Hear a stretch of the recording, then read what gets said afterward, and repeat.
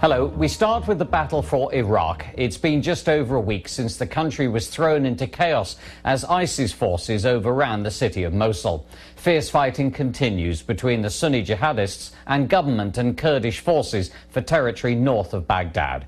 Our special correspondent Fergal Keane went with Kurdish fighters to the front line around the town of Jalula. His report contains some distressing images.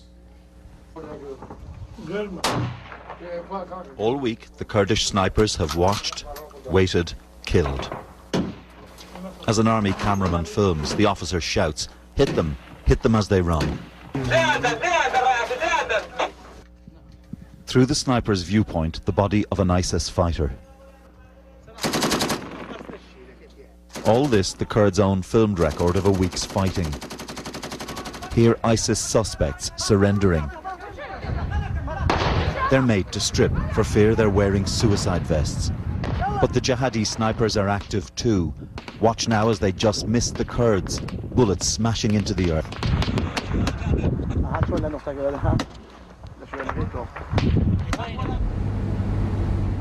We travelled into Jalula with the Kurdish forces. Coming against us, people fleeing the war. The government forces are now in control of this part of the town, but it's all very tentative. In this kind of urban, street-by-street fighting, things can change at any minute. They're just waiting for a vehicle to go past us. They watch every vehicle coming through carefully because they know that they could be used to smuggle explosives. They could have suicide bombers on board. ISIS are still here and biding their time. On this ridge, the troops watch the roadway to the south. They're determined to stop any ISIS advance into their territory. If they want to do any attacks towards Khanaqin and these areas, they have to use this road. A car approaches. There are nervous moments. But it's just a husband and wife. And then another family fleeing towards safety. So this is the particular neighborhood that we have an issue.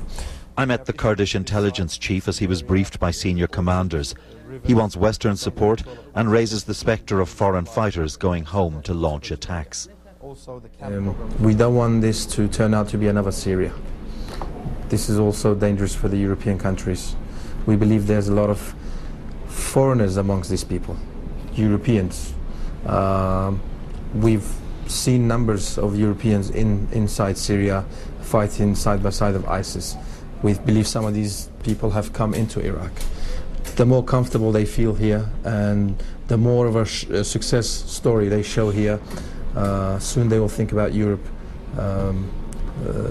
They will target Europe and the Western countries. But for now, the violence of Iraq is experienced by the people of Iraq. These are Sunni villagers who fled their homes because they say a Shia militia attacked them. This man told me he'd seen burned and mutilated bodies. What I saw with my own eyes was 7 burned bodies in our neighbourhood, he told me. They were dumped in plastic bags. When we saw that, we took our families and left. This girl and her sister lost their father in the killings. This is not a war of neighbour against neighbour, a simple narrative of religious hatred between Iraqis, but of a country undone by war and political failure. I felt we were going to be killed right away, says Nadia. Me and my family. Fergal Keane, BBC News, Northern Iraq.